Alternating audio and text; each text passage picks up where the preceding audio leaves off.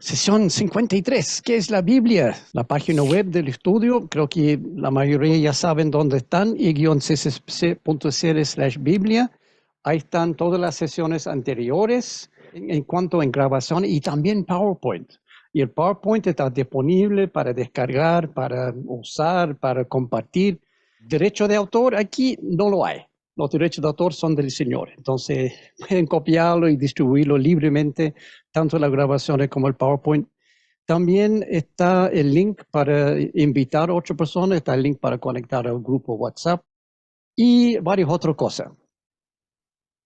La semana pasada, la sesión anterior, breve repaso, vimos Primera Tesalonicenses, la vida santa y los tiempos finales.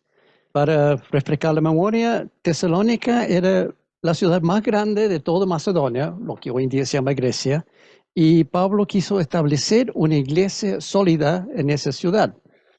Pablo, Silas y Timoteo tuvieron mucho problema para establecer la iglesia, con fuerte resistencia de parte de los judíos locales. Si se acuerda, estuvieron ahí 3 semanas solamente y después los judíos contrataron a los maleantes callejeros para armar todo un disturbio hasta el punto que tuvieron que ir. Pablo y Silas y Timoteo tuvieron que abandonar la ciudad. Y después siguió así con persecución. Era un problema terrible para montar esa iglesia. Hay varios propósitos con la carta que vimos la semana pasada. Animar a la iglesia a seguir adelante en medio de esa persecución que ya habían vivido. Enseñar a vivir en santidad conforme al corazón de Dios. Corregir un problema de flojera. Algunos miembros de la iglesia no querían trabajar y Pablo muy suavemente dijo, oye, consigo un empleo.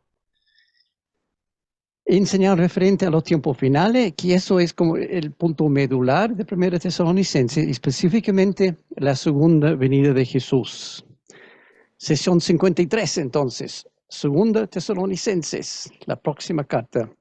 El autor, nuevamente, es Pablo, y también Timoteo, y también Silvano, otro nombre para Silas. 2 Tesalonicenses 1:1. Pablo, Silvano y Timoteo a la iglesia de los tesalonicenses, unida a Dios el Padre y el Señor Jesucristo, gracias paz a ustedes. Parece que hemos visto algo así muy recién, la semana pasada. Es lo mismo, es como déjà vu. Es el mismo saludo, palabra por palabra, que está al inicio de 1 Tesalonicenses. Y volvemos al mismo detalle que no encaja aquí, que dice en esta traducción que esta iglesia es unida a Dios el Padre. Y por lo tanto, tenemos otro pequeño desvío por la hermenéutica. La semana pasada vimos que esta traducción es aberrante en el sentido que la gran mayoría de las otras traducciones de buena calidad dice iglesia en Dios, pero este dice iglesia unida a Dios. Y yo había dicho que es una mala traducción, es pobre, no corresponde realmente. Pero ¿cómo podría ser eso? ¿Cómo yo llegué a esa conclusión? Aquí, más al punto realmente, no como yo llegué a esa conclusión, es como cada uno que está siguiendo el estudio podría llegar a la misma conclusión. Cuando tú tienes duda referente a una palabra, un texto, un versículo, ¿cómo puedes saber cuál es el significado real? Yo te puedo decir, es una mala traducción, pero ustedes tienen que saber cómo pueden llegar a la misma conclusión sin preguntarme a mí, solamente usando herramientas que están a tu disposición. La semana pasada vimos una forma de hacerlo, que era comparar varias traducciones de la Biblia en paralelo y ver si hay una diferencia. Quizás uno destaca más algún punto y puedes entenderlo. En este caso vimos que todos los demás no dicen unida, sino en, solucionado el problema. Pero si realmente quieres llegar al fondo del asunto, hay que ver el texto en el idioma original. O sea, ahí está, el texto en griego. Ok, listo. Quedó clarito, ¿no? No hay duda alguna que debe ser en y no unida, porque aquí está. Claramente dice ese círculo rojo. Podemos continuar entonces. o quizás no es tan así. Eso está bien para las personas que hablan koiné griego, pero para personas como yo, que no tengo la más mínima idea de griego, no me sirve para nada. Y quiero hacer un pequeño paréntesis acá. Este que dice koiné griego, koiné quiere decir común. No es el griego clásico. La Biblia no está escrito en el mismo estilo de griego de Platón o Aristóteles. Está escrito en koiné griego, que es el griego del hombre común y corriente de la calle. Es otra forma de construir oraciones, otro vocabulario, el mismo idioma, pero es diferente. Entonces, hay que entender koiné griego, no griego clásico, para entender la Biblia. Y yo no entiendo ninguno de los dos. Entonces, ¿cómo puedo descubrir yo cuál es el significado real aquí? ¿Qué rayos son todos esos garabatos y curvas y líneas y marcas? Porque uno ve eso y no tiene ningún sentido. Al rescate, herramienta número 2. La semana pasada yo había dicho que íbamos a ver dos herramientas. Uno era BibleGateway.com, que tiene todos los textos en paralelo. Herramienta número 2 se llama BlueLetterBible.com. Si no lo han visto, anótalo porque es muy bueno. Entre paréntesis, ambos son gratis. No hay que pagar nada para usarlo. Esta es la otra herramienta para llegar al trasfondo del significado de palabras en los idiomas originales de la Biblia. Ok, pregunta aquí. ¿Cuáles son los idiomas originales de la Biblia? Son tres. Hebreo, griego y arameo. Bien. Bueno, en BibleGateway.com tiene los textos originales, las mejores ejemplos. No vamos a entrar en familias de textos originales, pero ahí están todos los textos en hebreo, griego y arameo. Y tiene toda la Biblia en Blue Letter Bible en estos idiomas originales con el significado de cada palabra y sus diferentes usos en la Biblia, entre muchas otras cosas. Vamos a ver muy rápidamente. El comentario aquí, desafortunadamente, está solo en inglés, no está en español. A lo mejor hay una versión o otra página web que hace lo mismo en español, no lo sé, pero este encuentro muy bueno y hasta usando Google Translate sirve. Si tú no hablas inglés, igual puedes usarlo y usar Google Translate para traducir. Entonces, funciona así. Uno mete aquí, en esa caja, y escribe el capítulo y versículo 1 de Tesalonicenses 1:1. Perfecto. Y ahí lo muestra, en este caso, en inglés. Haga clic en el botón que dice Tools o herramientas y ahí empieza a desplegar una cosa muy larga hacia abajo, porque aquí está lo que vimos recién, el texto en griego, para los que hablan griego. Para los que no hablan griego, aquí está cada palabra en ese versículo. La palabra que queremos nosotros está un poco más abajo, entonces ahí está. Queremos ver esa palabra aquí problemática que es unida, que aquí vimos la semana pasada en inglés, está traducido in. Entonces aquí está. Esa palabra lo tengo ampliado aquí para ver todas las partes. Primero la palabra en inglés, in. Después el número Strongs. Haga clic en ese número para ver el significado. Vamos a ver ese punto después. Y aquí tiene la palabra griega original, tal como aparece en el texto. Y aquí palabra raíz en griego, porque en griego muchas veces las palabras como vienen de otra palabra. Aquí en este caso es lo mismo, pero muchas veces hay una palabra base que ha sido como ampliado para llegar a la palabra que está estudiando. Entonces esa es palabra raíz. Después el equivalente fonético, o sea, para los que no hablan griego, cómo se pronuncia esa palabra. Y en este caso, igual que en español. Y si quieres saber cómo se pronuncia, apriete este botón aquí, que es como un parlante. Aquí te va a decir, un voz va a decir, esta palabra se pronuncia de tal forma. En caso de en, no hay ningún problema, pero cuando son palabras más largas en griego, no es tan fácil. Y aquí también otro botón para llegar a ver detalles gramaticales de esa palabra. En este caso es de preposición, pero apretando ese botón te da toda la gramática griego para entender el sentido en el tiempo, etcétera, etcétera. Muy útil si quieres llegar a ser algo más profundo. Pero aquí el punto más importante es el número Strongs.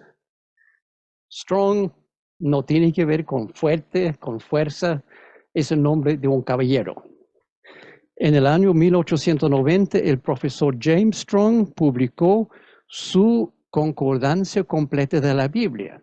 Y lo que había hecho este caballero es el enorme trabajo de hacer un listado alfabético de todas las palabras en la Biblia, empezando, no sé, con Aarón, me imagino, con AA, y después con todos los demás. Dale un número a cada una de esas palabras, que es ese número acá. Este G es griego, palabra griego, número 1722. Y después agregar una definición. También explicar variantes de esa definición. Y además hacer un listado de todos los lugares en la Biblia donde aparece tal palabra. Si quieres saberlo, aquí está. Ahí, te lo paso aquí para verlo. Sí, yo tengo la versión con letra chica, debería tener con letra más grande.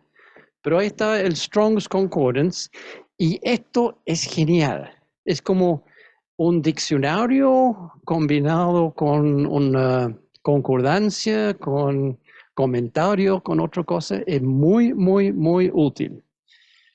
Resulta que hay 8.674 palabras diferentes en hebreo y arameo, y el señor Strong ahí fue listando uno por uno, no sé cuántos años tomó en hacer y 5.624 en griego. El sistema del señor Strong de darle con esta numeración todavía se utiliza hasta hoy, casi 150 años después, y se ha convertido en el estándar para teólogos y estudiantes de la Biblia. Ahora, yo compré el libro años atrás, muy útil. No es necesario comprar el libro porque Blue Letter Bible tiene todos Strongs, está dentro de Blue Letter Bible. Y esto es lo que vamos a ver hoy. Al hacer clic en este número Strongs que está al lado de la palabra que está buscando, se abre una ventana con toda la información referente a esa palabra. Aquí quizás el texto es muy chico para verlo, entonces yo tengo aquí ampliado. La definición aquí de esta palabra en es preposición primaria que denota posición fija en lugar, tiempo o estado, es decir, una relación de descanso. Ya estamos llegando al significado real de en, la iglesia en Cristo. O sea, la posición de la iglesia es fija y es de descanso en Dios. Nada que ver con unida a Dios. Es una posición, griego dice, es una posición fija. La iglesia está descansando, fijo, sin moverse en Dios. Esa es la definición real de esa palabra. Por eso yo había dicho la semana pasada que unida no es buena traducción.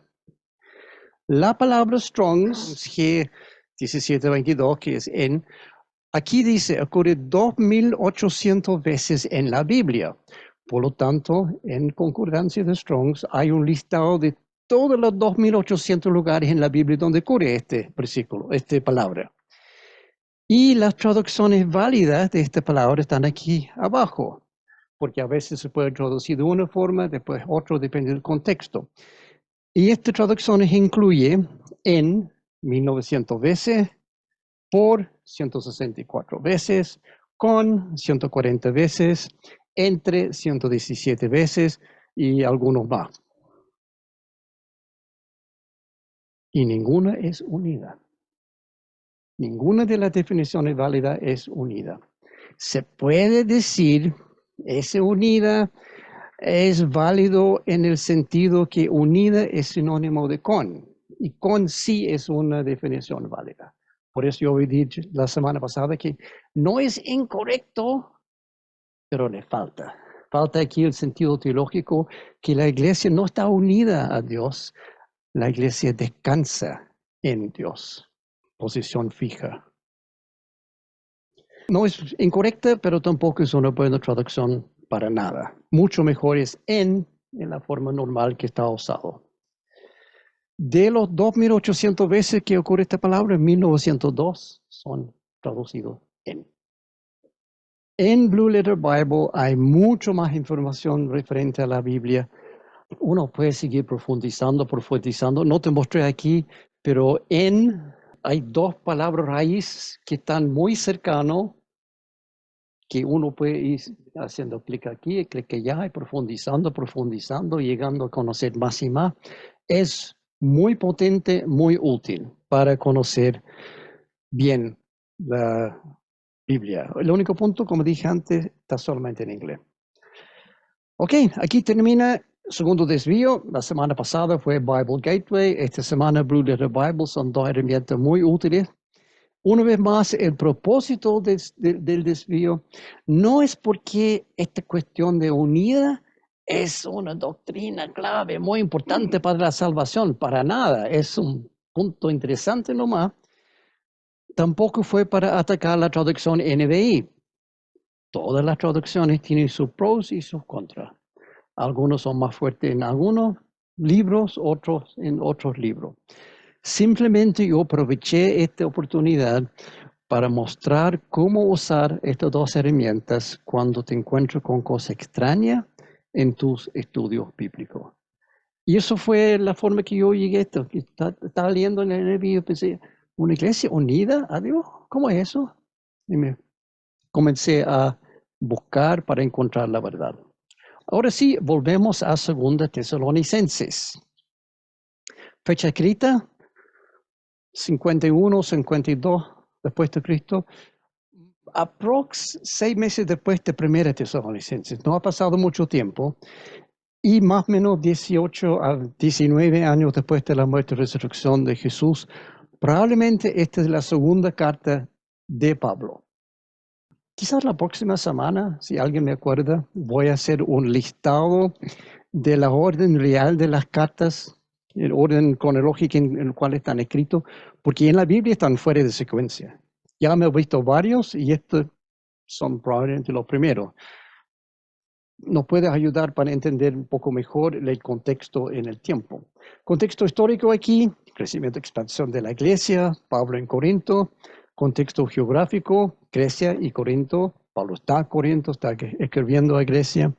Versículo clave, 2:1. Ahora bien, hermanos, en cuanto a la venida de nuestro Señor Jesucristo y a nuestra reunión con Él, les pedimos que no pierdan la cabeza ni se alarmen por ciertas profecías. Tiene que ver con escatología de nuevo, parece. Tema principal, escatología, los tiempos finales, la segunda venida de Cristo, el fin del mundo, el rapto, etc. Propósito, alentar a los creyentes en Tesalónica en su sufrimiento y persecución. Número 2, entregar instrucción de cómo vivir una vida santa. Número 3, instar a los miembros a conseguir trabajo. Y 4, enseñar referente a los tiempos finales y la segunda venida de Jesús.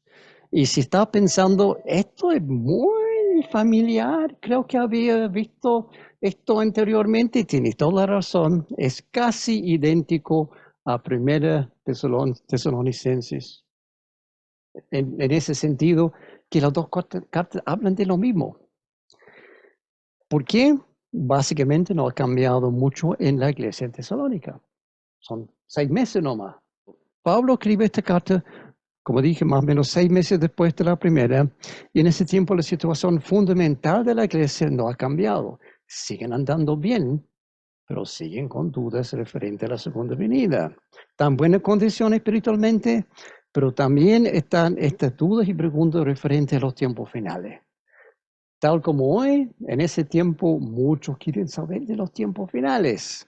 Y aquí esta iglesia tiene mucha duda específicamente en relación a un mensaje que ellos habían recibido de un profeta sobre la segunda venida. Y Pablo no le gustó ese mensaje que había recibido la iglesia. Pero antes de llegar a eso, a la respuesta de Pablo frente a este problema con la profecía, vamos a ver el saludo muy cariñoso de Pablo a esta iglesia.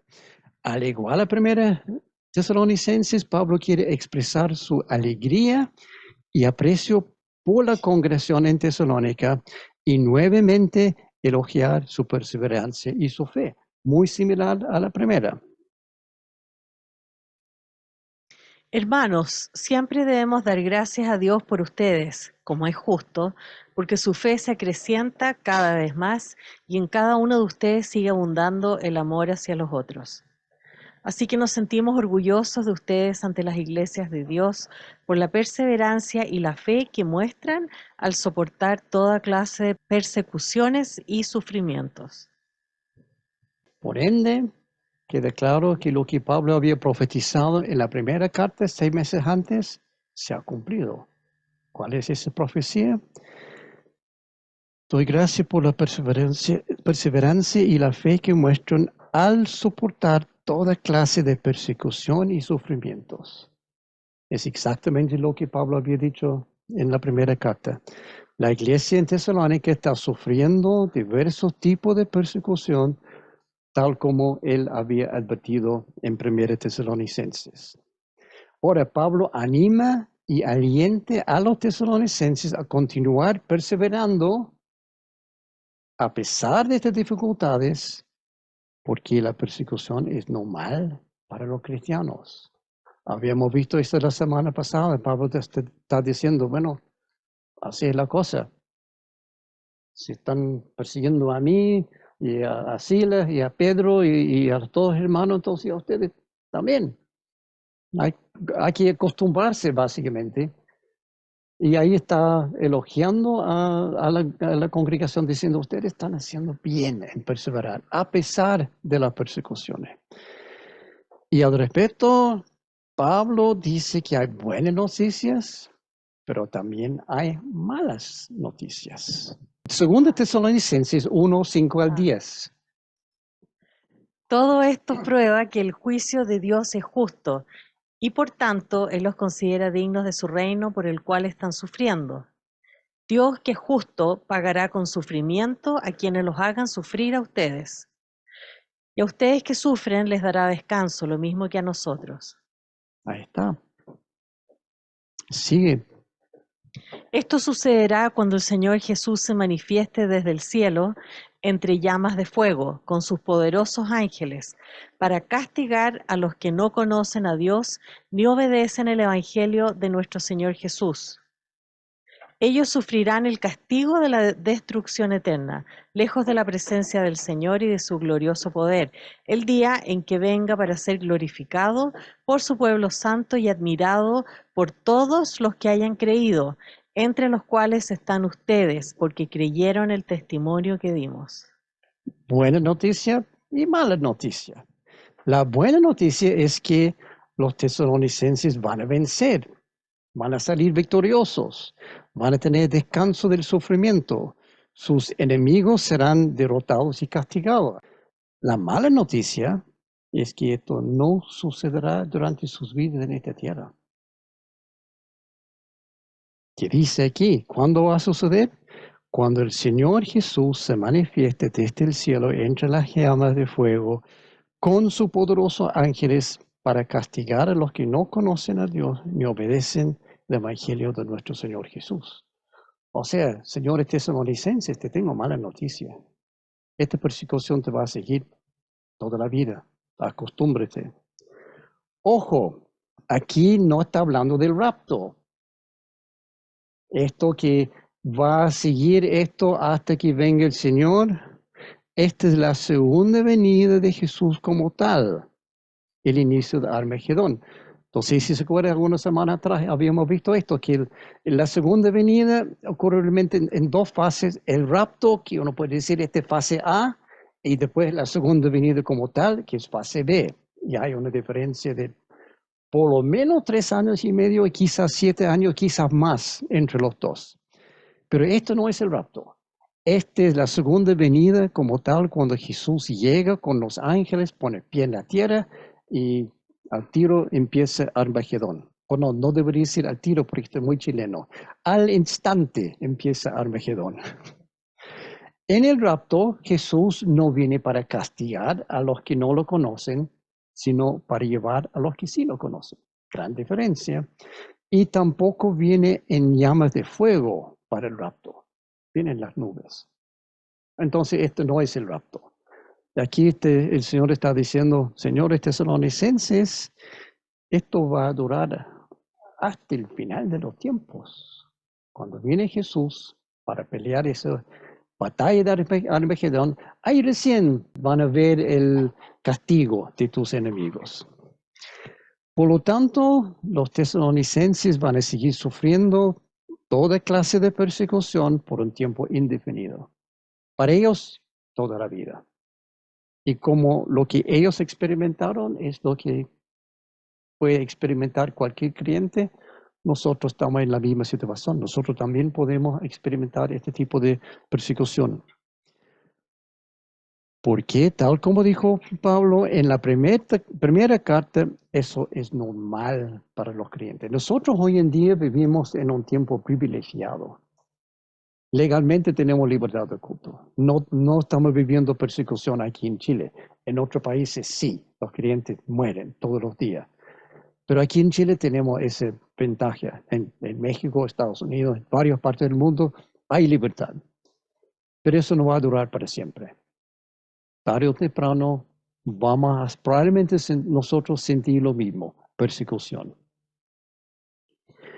Por el otro lado, referente a los perseguidores, y esto es interesante, aquí dice, ellos sufrirán el castigo de la destrucción eterna, lejos de la presencia del Señor y de su glorioso poder, el día en que venga para ser glorificado por su pueblo santo y admirado por todos los que hayan creído.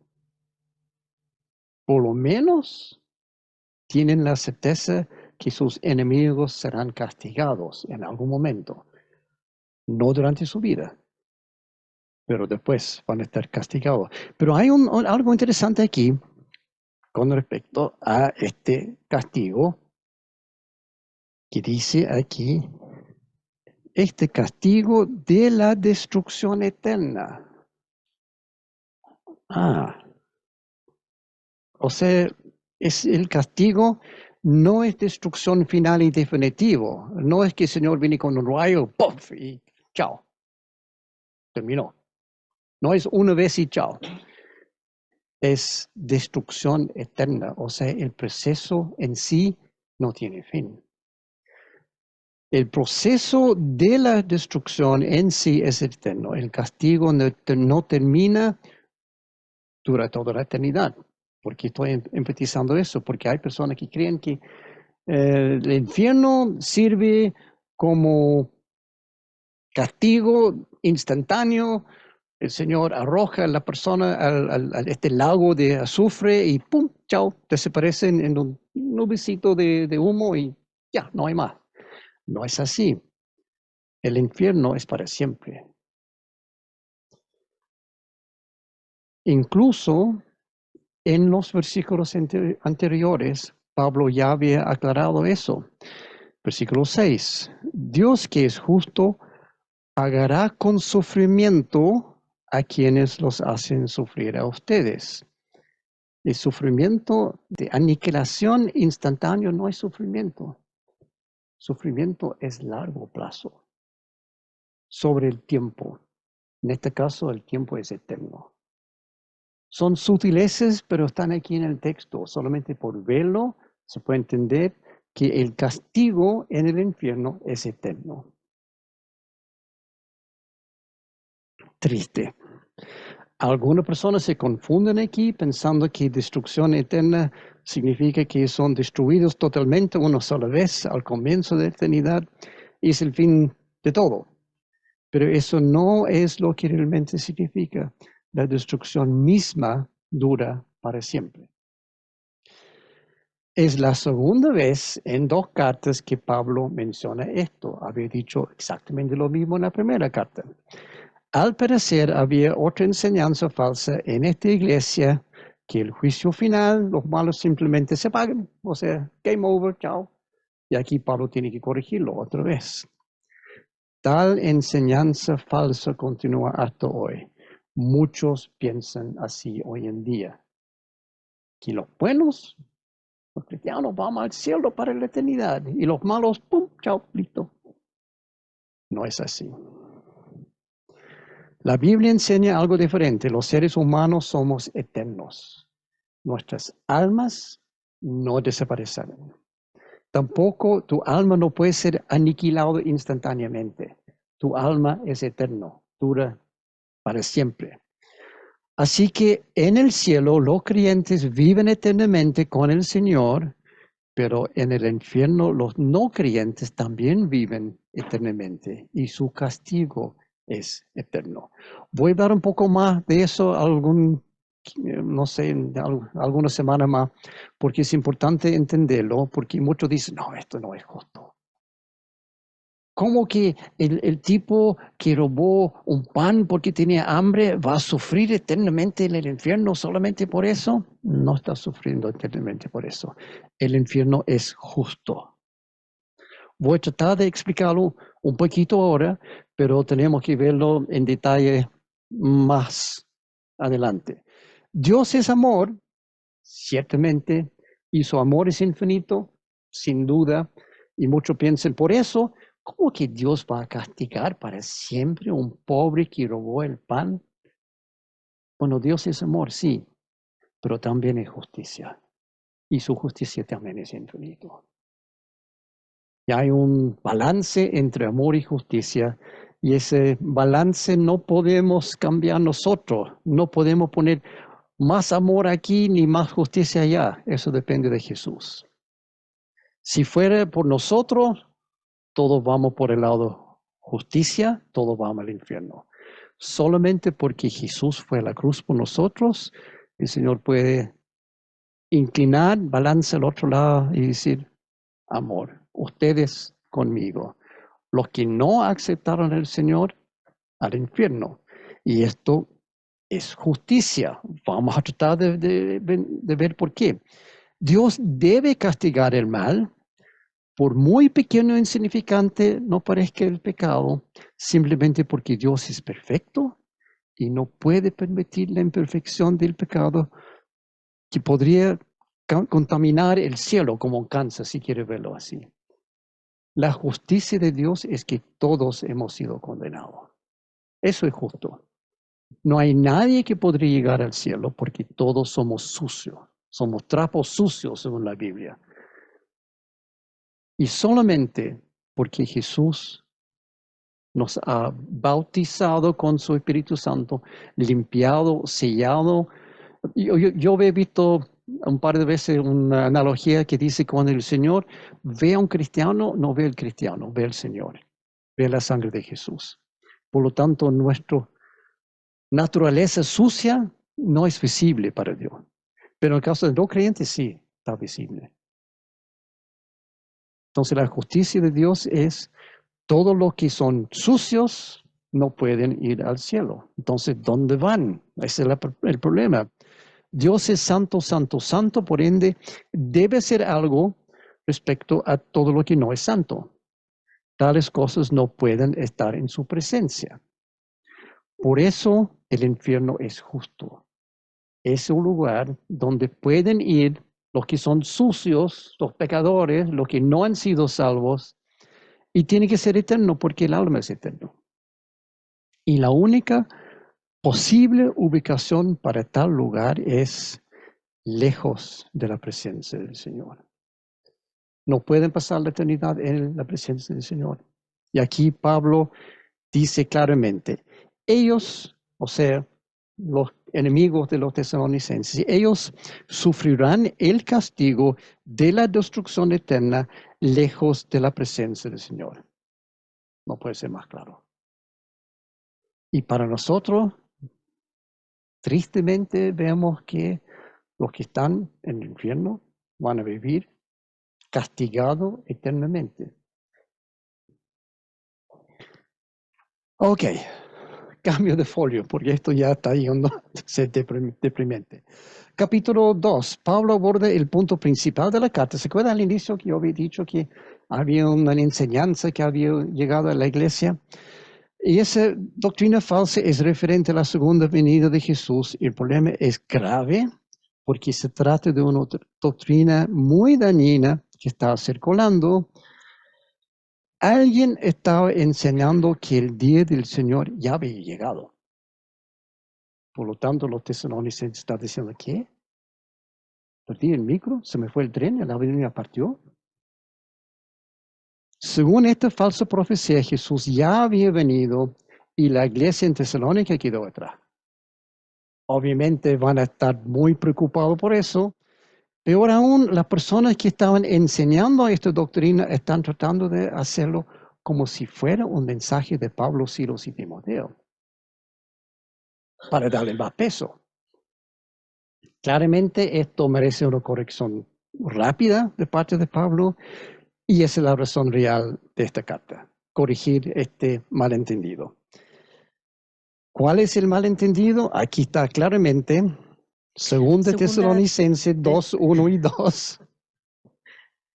Ahora bien, hermanos, en cuanto a la venida de nuestro Señor Jesucristo y a nuestra reunión con Él, les pedimos que no pierdan la cabeza ni se alarmen por ciertas profecías, ni por mensajes orales o escritos supuestamente nuestros, que digan, ya llegó el día del Señor. Ahí está clarito. Entiendo que ha llegado a ustedes este mensaje supuestamente de nosotros que dice que ya ha llegado el día del Señor. Ahora, no sabemos con certeza, la Biblia no dice, pero hay una teoría que yo encuentro bastante probable, que los famosos judíos que persiguen a Pablo por todos lados, cada vez que planta una iglesia, lleguen ellos de otra parte, parece que ellos habían escrito una carta falsa a la iglesia tesalónica, quizás hasta falsificando la firma de Pablo, y vamos a entender ese punto cuando llegamos al final, y en tal carta enseñaron que Jesús ya había regresado y algunas otras cosas también había enseñado. Como se puede imaginar, algunos miembros de la congregación estaban muy confundidos y muy preocupados, pensando, pero yo perdí, yo pensé que iba al cielo, pero Jesús ya vino, aquí estoy todavía. Se puede entender que esto es grave. Obviamente Pablo tiene que corregirlo rápidamente, pero además él decide agregar algunas cosas para dejar muy clara la secuencia de eventos que deben ocurrir antes de la segunda venida para evitar más confusión en el futuro. Entonces aquí Pablo va a decir, no. Señor no ha venido todavía. Lo que tiene que suceder es este y después el Señor. Para que estos falsificadores no pueden llegar con otro cuento. Comienza Pablo aquí a hacerlo en los próximos 2 versículos. Sin embargo, la manera de hacerlo es muy curiosa. Aquí sigue, No se dejen engañar de ninguna manera, porque primero tiene que llegar la rebelión contra Dios y manifestarse el hombre de maldad, el que está destinado a la destrucción.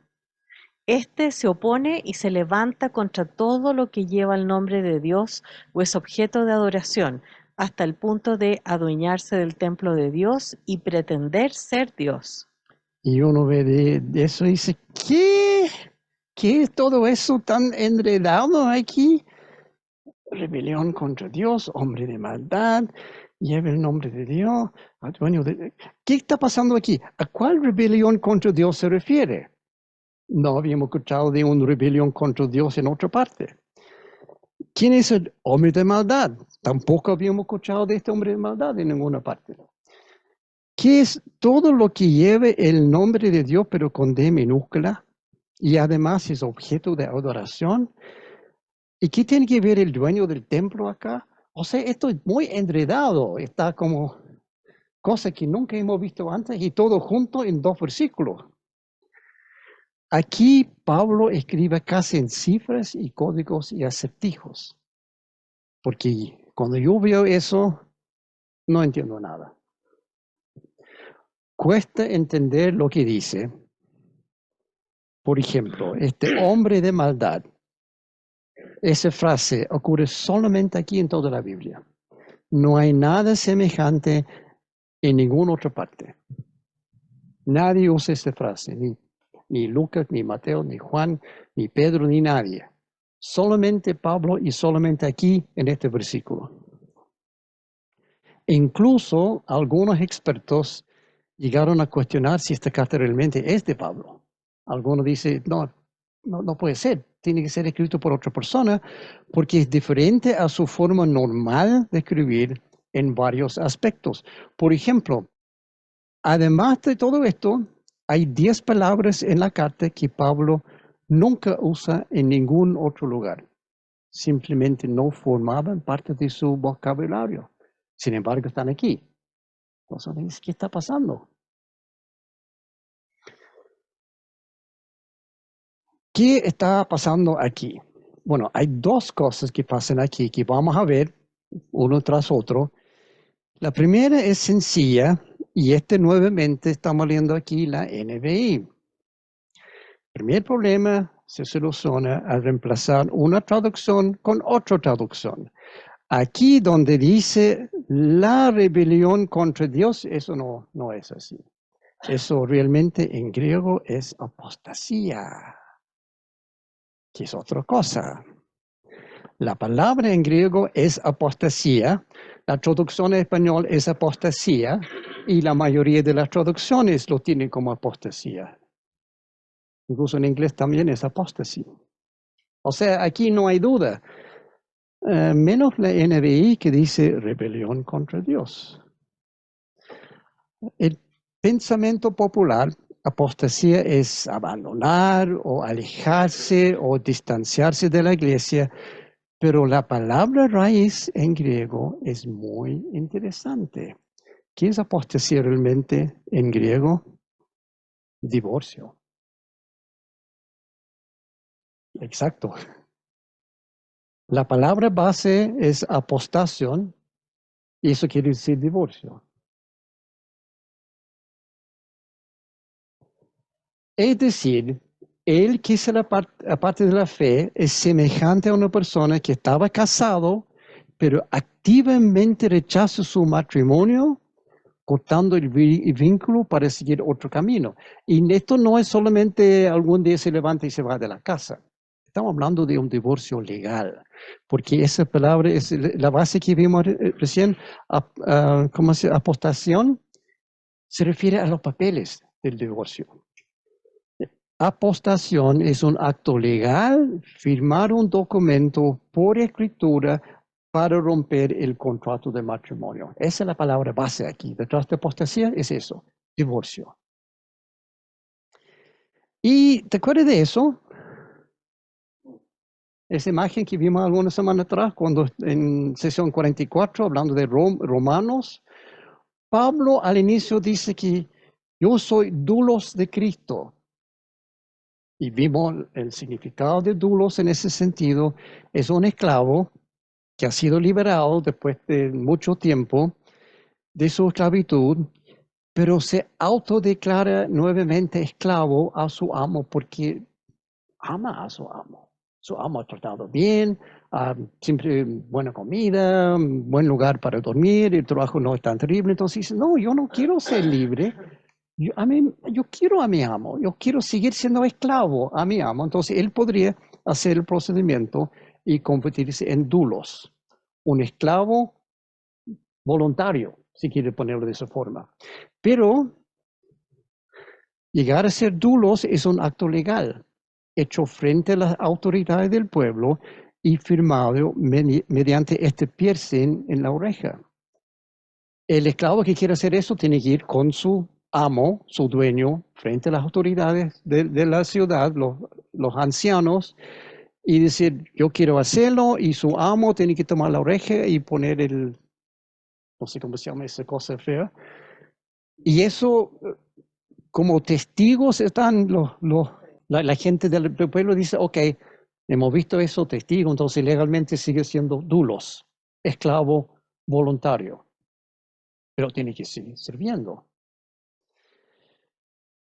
Un esclavo doulos puede romper este pacto legal rechazando hacia su amo y cortando todo vínculo mediante la apostación, firmando un documento a tal efecto. Y estos son los únicos dos significados de la palabra en griego. Divorcio del matrimonio y repudio de un contrato doulos. Es un término legal. Cuando hay un vínculo cercano entre dos personas y alguien quiere romper ese vínculo, como disolverlo y romperlo, pero 100%, apostación. El resultado es apostasía, ese alejamiento. Nada más son los únicos dos significados para esa palabra en griego. En ambos casos se trata de un acto legal. No es solamente, chao, amo, no quiero más, me voy. Tiene que hacerlo frente al notario, básicamente, firmando los documentos. Entonces aquí Pablo al usar la misma palabra para referir a creyentes que abandonan su fe, Pablo está implicando claramente que están rompiendo su pacto firmado con el Señor. Eso es apostasía. Tenía un contrato, Señor, tú eres mi Dios, tú eres mi Salvador, te voy a seguir. Pero apostasía es romper eso, es rechazar eso. Eso es apostasía. O sea, están rechazando conscientemente su salvación. No por error, no solamente por caminar un poco más lejos, es una decisión legal. Están implementando esa decisión. Dios, te rechazo. No quiero más. Divorciándose de Dios y dándole la espalda. Eso es el significado real de apostasía.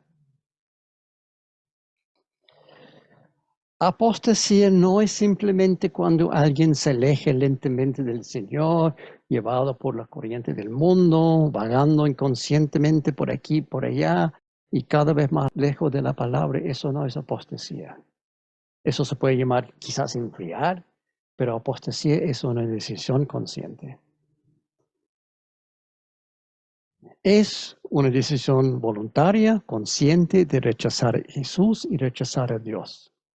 Por ende, esa traducción rebelión contra Dios en la NBI no es tan incorrecto. Eso es en el fondo. Aquí la NBI y usa otra palabra, pero no dice apostasía, pero capta el sentido acá. El que se va en ese sentido está rebelando contra Dios. Pero, más que eso, es rebelión de alguien que era creyente antes y ha tomado la decisión de rebelarse. Una persona que decide divorciarse tiene que estar casado primero. Uno no se puede divorciar si no está casado. Un soltero no se puede divorciarse. Tiene que estar casado. Y lo mismo acá, tiene que ser creyente. Para entrar en apostasía, tiene que ser creyente. Y después romper el contrato. De la misma forma, una persona que no es cristiano verdadero no puede apostasarse. No sé si existe esa palabra, pero se entiende, ¿no? Yo creo que acabo de inventar una palabra en español. No se puede apostasarse un no creyente, porque nunca fue creyente. Puede rebelar contra Dios, sí, pero no en este sentido. Apostasía es eso, un divorcio. Tuvimos una relación, pero ahora se cortó. Solo un cristiano puede hacer eso y por ende entrar en rebelión contra Dios en el sentido indicado acá. Otros que no han sido creyentes sí pueden rebelar contra Dios, pero en este sentido de apostasía se refiere solamente a creyentes. O, para repetirlo, solamente un cristiano verdadero puede rechazar y perder su salvación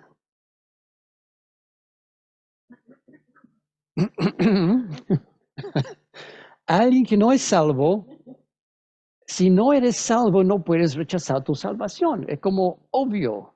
Y eso es lo que dice la apostasía. rechazar tu salvación, rechazar tu Dios, rechazar tu Salvador, rechazar tu posición en Cristo. Por ende, esta rebelión no se trata de personas que nunca han sido creyentes rebelándose, sino son creyentes, son salvos y deciden no seguir en ese sentido. Yo sé que muchos no están de acuerdo que uno se puede perder la salvación, pero la palabra apostasía dice precisamente eso, se puede. No es fácil, no se puede hacer por error. Parece que rompí el contrato con el Señor. No, es algo consciente. Algo pasó y tú dijiste, ya, no más. Señor, toma tu salvación. Yo no quiero eso. Entonces no es una cosa fácil de hacer y definitivamente no lo puedes hacer por error, por equivocación. Espantosamente Pablo está diciendo que en los tiempos finales viene una ola grande de esta apostasía, gran número de creyentes dejando la iglesia, rechazando su salvación y rebelando abiertamente, activamente contra Dios. Y a algunos no les van a gustar esto, pero ahí tiene un gráfico. Membresía en la iglesia, eso es específicamente de Estados Unidos, pero estadísticas en otra parte del mundo no son muy diferentes. ¿Qué es eso? Muestra aquí, esta línea que yo tengo aquí, línea roja, es membresía en una iglesia, o sea, personas que han tomado la decisión, yo quiero ser miembro de esta iglesia, y la mayoría de las iglesias cristianas insiste que el que es miembro tiene que ser cristiano. Y esto muestra los que están saliendo de la iglesia. En el año 1968, 45% de la población de Estados Unidos dijo, soy miembro de una iglesia. O sea, cristianos. 2024 por aquí ya está en 30%. Y sigue bajando, bajando, bajando, hasta 2180 básicamente llega a cero. O sea, de aquí a 150 años, membresía en las iglesias, cero. Apostasía. Gente dejando la iglesia a propósito. Y la mayoría no solamente dejando la iglesia, sino dejando su fe, rechazando su salvación. Eso viene, aquí está la fuente, el Empty Tomb Analysis, Yearbook of American and Canadian Churches 2020. O sea, estas son cifras reales. La iglesia está muriendo. Apostasía está aumentando. Y apostasía de verdad, gente que está rechazando su fe, dando espalda al Señor, divorciándose del Señor. O sea, ojalá que el Señor venga antes del año 2180, porque no va a encontrar a nadie. Tristemente.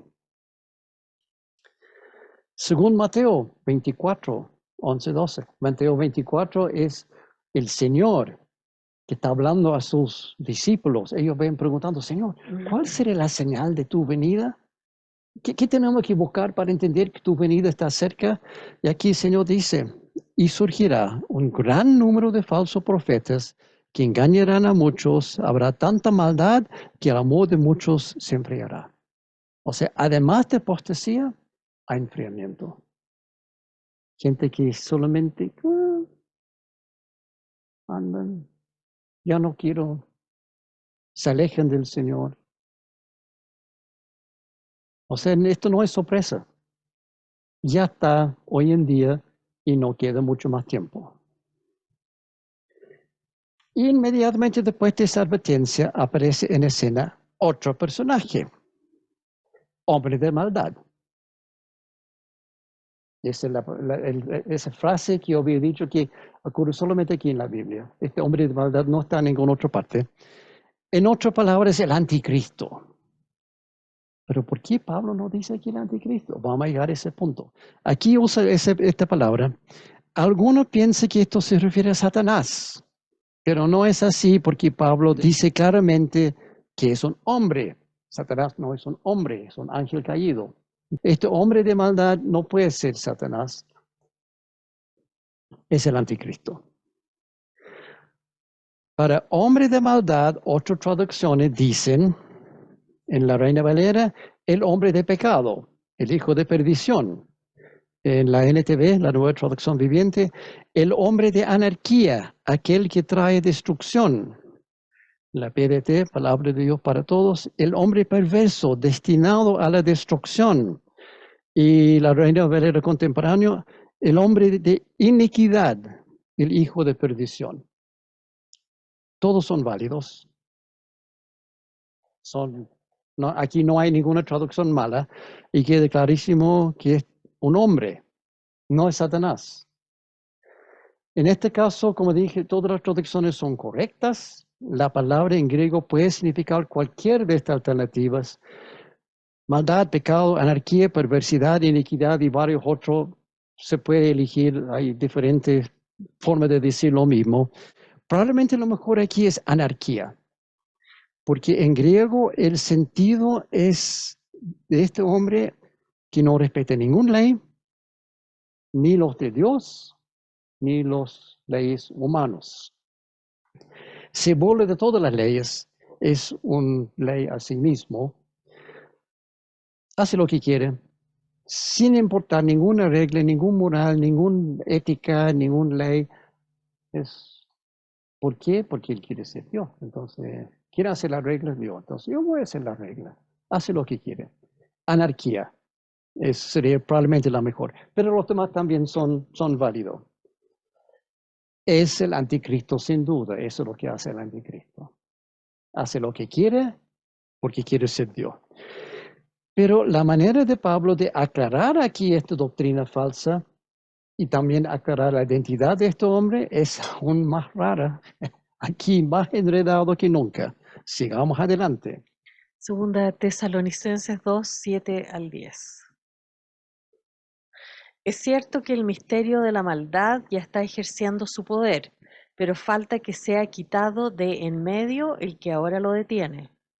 Entonces se manifestará aquel malvado, a quien el Señor Jesús derrocará con el soplo de su boca y destruirá con el esplendor de su venida. El malvado vendrá, por obra de Satanás, con toda clase de milagros, señales y prodigios Un falsos. pequeño pausa. El malvado vendrá por obra de Satanás. Por lo tanto, no es Satanás. ¿Y viene con qué? Milagros, señales, prodigios falsos. O sea, tiene algún tipo de poder sobrenatural este hombre malvado. Sigamos. Con toda perversidad engañará a los que se pierden por haberse negado a amar la verdad y así ser salvos. ¿Qué? Este aún más enredado, más confuso. Se manifestará que el malvado y el Señor de los... ¿Qué es todo esto? Es casi como Pablo no quiso que nadie pudiera entender claramente lo que está diciendo aquí en esta carta. Se puede entender porque algunos dicen que esto no es Pablo, porque está hablando en acertijo, está usando palabras que no ha usado en ninguna otra parte. ¿Por qué escribe así? ¿Por qué escribe como adivinanza, acertijos y códigos encriptados si el propósito de la carta es aclarar? Se supone. Por eso mismo, algunos dudan que Pablo sea el autor. Sin embargo, hay una gran pista en versículo 5. ¿No recuerdan que ya hablaba de esto cuando estaba con ustedes? ¿Por qué esa gran pista? Pablo está hablando directamente a los creyentes en Tesalónica, porque ellos tienen esa duda de que el Señor ha venido ya y los dejado atrás. Y él está hablando específicamente a ellos, quienes lo conocen personalmente, y él está acordándoles de cosas que él había enseñado en persona, en su visita. Parece que la intención de Pablo es que solamente ellos pueden entender claramente el contenido de la carta. ¿Por qué? Está escribiendo de esta forma rara a propósito y diciendo cosas que otros no van a entender porque son cosas que él había enseñado cuando plantó la iglesia. Nadie más sabe estas cosas. Entonces él está recordando, ¿se acuerdan cuando yo estuve con ustedes y yo te enseñé estas cosas? Oye, señores tesalonicenses, pongan las antenas, son cosas que yo había dicho antes y otros que no estaban presentes para escuchar no lo van a entender. Está escribiendo en acertijos para que solo los que están presentes durante su visita puedan entender. ¿Por qué? Clarito.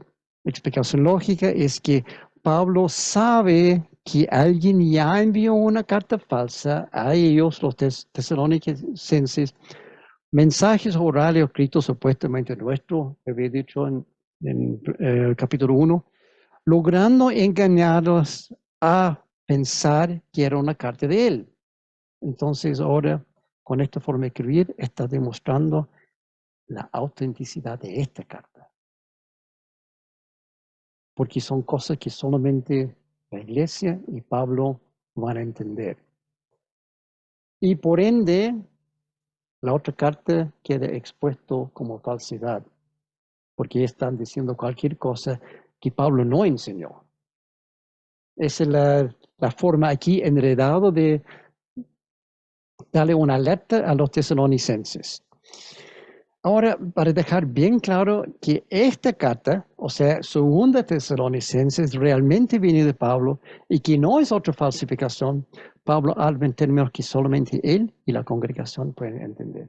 Es como un código secreto. Yo tengo la clave, tú tienes la clave, nadie más lo tiene, entonces está entre nosotros.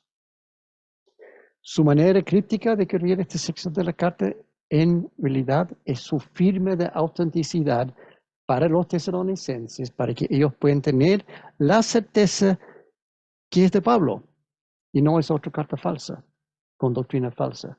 Porque los que mandan doctrina falsa con carta falsa no van a entender esa relación que tenía Pablo, no van a usar palabras que él había usado con ellos, enseñanza específica.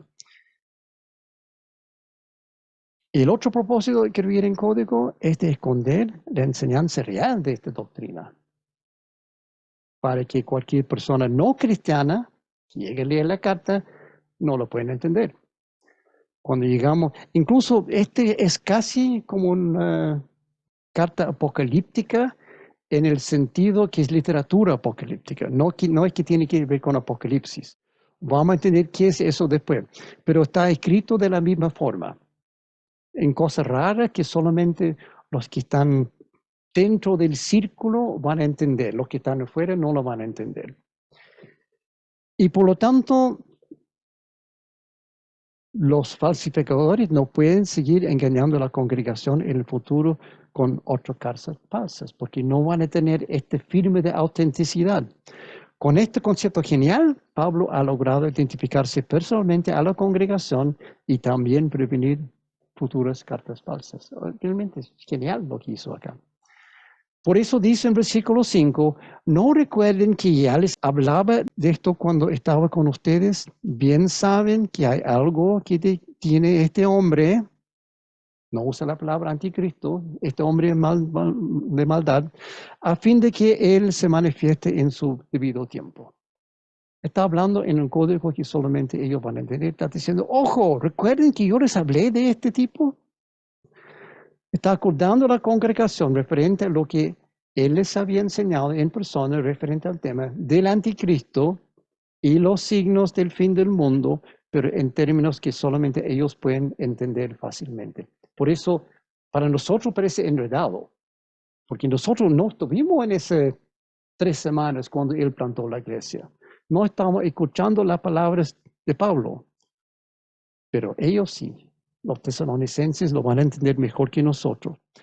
Un judío que logre interceptar la carta no va a entender nada, ni tampoco podría falsificar algo semejante en el futuro, porque no puede copiar algo que no entiende. Puro genio de parte de Pablo, o mejor dicho, de parte del Espíritu Santo. Porque yo no tengo duda que el Espíritu Santo fue el que inspiró a Pablo de escribir de esta forma. O sea, aunque no parezca carta de Pablo, es de Pablo. Está escrito de esta forma a propósito, para esconder. Con esto, Pablo ha probado a la congregación que Jesús no puede haber regresado aún porque el anticristo, o sea, el hombre de maldad, no ha sido revelado aún, porque el Espíritu Santo, el que ahora lo detiene, no lo permite, y el templo tampoco ha sido profanado, etc. Pablo escribe, esta cosa tiene que suceder antes, por lo tanto, tengan la certeza que Jesús no ha venido y ustedes no han sido dejados atrás. Solamente un creyente que conoce bien la enseñanza de Pablo referente a la segunda venida puede descodificar esta sección de la carta. El punto de Pablo en toda esta carta es eso, aclarar que Jesús no ha venido por segunda vez todavía y que hay una serie de eventos que deben ocurrir antes de eso. Ahora sí podemos entender esta serie. Lo vimos en capítulo 2, versículo 1 a 4. Antes de la segunda venida tiene que suceder. Primero tiene que llegar la rebelión contra Dios, o sea, apostasía. Primer punto, apostasía a gran escala. Ya está empezando. Vimos el gráfico recién. Número 2, y manifestarse el hombre de maldad, o sea, el anticristo. Viene el anticristo. Vamos a verlo cuando llegamos a Apocalipsis en alguna semana más. Número 3, se levanta contra todo lo que lleva el nombre de Dios o es objeto de adoración. ¿Qué hace el anticristo? Eso. Pero causa que la gente hace lo mismo. Un rechazo generalizado de Dios y Jesús. No solamente los creyentes, sino todo el mundo. Rechazando al Señor y rechazando a Jesús. Y número 4, el anticristo va a sentarse en el templo de Dios y de ocupar su lugar haciéndose pasar por Dios. Tal anticristo va a profanar el templo, está profetizado antes en Daniel, en Jerusalén y hacer señales y milagros, lo vimos recién, que logren engañar a muchos para hacerles creer que Él es Dios. Grave peligro. Entonces Pablo aquí está advirtiendo de cosas importantísimas que van a suceder. El punto número 4 es el más interesante aquí. Dice que este misterioso hombre de maldad va a ocupar el templo, pero tal lugar no existe hoy. Ahí está el lugar donde debería estar el templo. El templo fue destruido en el año 70 por los romanos y hoy el sitio está ocupado por la cúpula de la roca, que es ese edificio. Musulmán. Muy importante ese edificio para ellos. Al parecer, la cúpula será destruida o removida y el templo será reconstruido en el futuro cercano, porque aquí dice claramente Pablo, el anticristo viene al templo, porque quiere pasear como si fuera Dios en el templo, pero el templo no existe, por lo tanto tiene que existir. Ese es lo que hay hoy en día en el lugar donde corresponde realmente tener el templo. Solamente en ese tiempo, cuando el edificio ha sido cambiado por el templo, el hombre de maldad puede cumplir esta profecía, porque tiene que hacerlo en el templo. Es una rendición artística de cómo sería Jerusalén con la cúpula reemplazado por el templo de Salomón, reconstruido. Y hay un grupo de judíos que están listos. Si podrían entrar, mañana empiezan a construir el templo. Tienen todo listo. Se llama The Temple Institute. Muy importante en Israel. Tiene todo listo, preparado. Planos, materiales, todo. Por ende, la segunda venida de Jesús como tal, no el rapto, viene después del comienzo de la reconstrucción del templo. Y como el templo no ha sido reconstruido hasta hoy, la segunda venida tampoco ha llegado aún. Nosotros podemos decir, wow, no ha sido el rapto. El rapto puede ocurrir en cualquier momento a partir de ahora mismo. No sabemos cuándo. Señor, vamos contigo. Prefiero ir en el rapto y no muerto. Por ende, ¿qué tenemos que nosotros? Tener que estar preparados. No descuida tu vida espiritual. No descuida tu vida de oración, tu vida de conocer la palabra, tiene que estar listo. Y no apostasía, no rechaza lo que el Señor te ha comprado.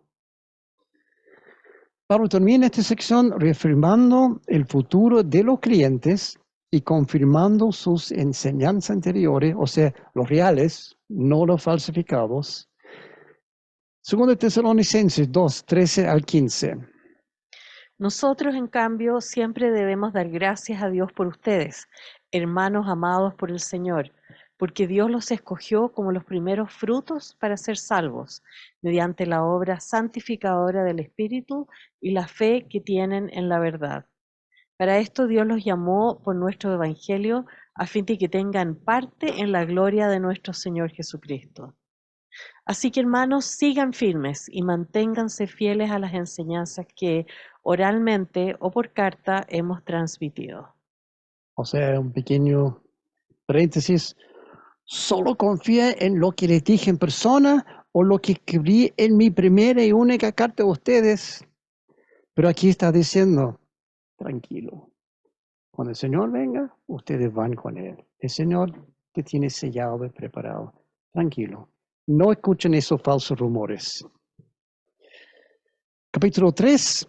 Pablo vuelve al tema que ya había mencionado en la primera carta, o sea, los flojos. Pero ahora con más fuerza. Los que no querían trabajar parece que no captaron el mensaje, porque aquí, wow, viene un poco más duro. Segunda Tesalonicenses 3, del 6 al 15. Hermanos, en el nombre del Señor Jesucristo les ordenamos que se aparten de todo hermano que esté viviendo como un vago y no según las enseñanzas recibidas de nosotros. Ustedes mismos saben cómo deben seguir nuestro ejemplo. Nosotros no vivimos como ociosos entre ustedes, ni comimos el pan de nadie sin pagarlo. Al contrario, día y noche trabajamos arduamente y sin descanso para no ser una carga a ninguno de ustedes. Y lo hicimos así, no porque no tuviéramos derecho a tal ayuda, sino para darles buen ejemplo. Porque incluso cuando estábamos con ustedes, les ordenamos, el que no quiera trabajar, que tampoco coma. Wow, duro. Pero sigue. Nos hemos enterado de que entre ustedes hay algunos que andan de vagos, sin trabajar en nada, y que solo se meten en lo que no les importa. A tales personas ordenamos y exhortamos en el Señor Jesucristo que tranquilamente se pongan a trabajar para ganarse la vida. Ustedes, hermanos, no se cansen de hacer el bien. Si alguno no obedece las instrucciones que damos en esta carta, denúncienlo públicamente y no se relacionen con él para que se avergüence. Sin embargo, no lo tengan por enemigo, sino amonéstenlo como un hermano. Wow, toda una sección, la mitad del capítulo, más de la mitad del capítulo, dedicado a estos flojos, estos vagos, como dice acá, los que no quieren trabajar y además se meten en cosas que no corresponden. Aparentemente, este problema con los flojos era bastante serio en la iglesia de Tesalónica. ¿Por qué? Es la tercera vez que Pablo está hablando de esto. La primera vez cuando estuvo con ellos, él había enseñado, el que no quiere trabajar, tampoco coma. Perfecto. En la segunda vez fue en la carta anterior, 1 Tesalonicenses, y ahora nuevamente aquí. Entonces hay un problema grave en esta iglesia con flojos que no quieren trabajar. Parece que tales flojos no tomaron en cuenta las otras dos veces, así que Pablo ahora tiene que ponerse maduro. Consigue un empleo, trabaja. Finalmente, como suele hacer, Pablo termina su carta con una bendición en 3:16. Que el Señor de paz les conceda su paz siempre y en todas las circunstancias. El Señor sea con todos ustedes. Pero después agrega algo curioso. Próximo versículo 3:17. Yo, Pablo, escribo este saludo de mi puño y letra. Esta es la señal distintiva de todas mis cartas. Así escribo yo. Y es un poco raro. No es la primera vez que hemos visto que Pablo dice, estoy firmando esto con mi propia mano, mi puño y letra, pero es la primera vez y única vez que menciono los otros puntos aquí. ¿Cuáles son? Este es mi señal distintiva. Este señal está igual en todas mis cartas auténticas, no los falsificados, ahí no lo van a encontrar. Y esta es la forma que yo siempre uso para escribir. O sea, señores tesalonicenses, pongan atención, esta firma mío, esta es mi firma, por favor, antenas levantados. Está llamando mucho la atención aquí a su firma, claramente porque quiere asegurarse que no pueda haber más falsificación de cartas. Están diciendo, busca, lea, mire la forma que yo escribo en mi puño y letra. Esto es mi firma auténtico. Y aquí hay una lección para nosotros, para guardarnos contra la doctrina falsa y enseñanzas falsas. Es importantísimo conocer muy bien la verdadera palabra de Dios. Tal como Pablo dice aquí, este firme, míralo, este es mío. Cuando ven este firme es auténtico, estúdialo. Aquí hay dos billetes de $10. Uno es real y uno es falso. ¿Cuál es cuál? Yo no tengo más mínima idea. Yo solamente sé porque encontré en una página web. Este es el billete verdadero y este es el falso. Para mí son idénticos. Yo no puedo ver la diferencia en absoluto porque no he sido entrenado. Pero el cajero en el banco, yo llevo estos dos billetes y va a decir, no, este es falso, este sí es verdadero. ¿Por qué? No porque sepa identificar falsificaciones. Esa no es la forma de entrenar a un cajero en el banco. No es que muestren 30 diferentes falsificaciones que tiene que aprender aquí, cada uno el color es diferente, el olor es diferente aquí, la curva aquí es al revés. No enseñen eso. La forma de enseñar es que lleguen a tocar y sentir miles de billetes verdaderos y pasen por su mano billetes verdaderos todos los días en su entrenamiento. Están manipulando billetes de verdad al punto que lo falso simplemente no parece correcto. Cuando pasa un billete falso, dices, no sé qué es, pero esto no se siente bien. Y nosotros tenemos que hacer lo mismo con la Biblia. Leerla, estudiarla y aprenderla, tanto que cuando veamos algo que no es bíblico, podemos identificarlo inmediatamente simplemente porque no parece correcto. Si alguien diga algo que tiene el nombre de Jesús, tiene quizás algunos versículos de la Biblia, pero tú sientes, no sé, suena raro. Y solamente puede llegar a este punto por conocer bien la verdad. Para reconocer el falsificado, primero hay que conocer muy, muy bien el verdadero. Por eso insisto, tanto, voy a seguir insistiendo, enfatizando la inmensa importancia de leer la Biblia, aprender la Biblia, estudiar la Biblia, conocer la Biblia, primero para evitar que alguien venga con una falsificación, pero así también para llegar a reconocer y conocer quién es Dios realmente. Por la Biblia puedes conocer quién es Dios. Por lo tanto, también hay que tomar en cuenta que continuaremos la próxima semana con las cartas pastorales. ¿Qué son eso? Son cartas que Pablo escribe no a iglesias, sino a personas. Como pastor a Timoteo, Tito, etc. Bueno, ahí vamos a conocer todo esto la próxima semana. Aquí, como siempre, el código QR. Los apuntes en i-ccc.cl/Biblia. Si quieres hacer una pregunta, comentario o sugerencia, palabra@i-ccc.cl. Y el último aquí, si quieres invitar a alguien a unirse a esto, Lo he dicho varias veces, esto no es un grupo cerrado. Invita amigos, invita a contactos. Si tú conoces a alguien que podría aprovechar de conocer mejor la Biblia, conocer mejor Dios, manda el link para que pueda unirse al grupo WhatsApp y recibir todas las semanas los mensajes.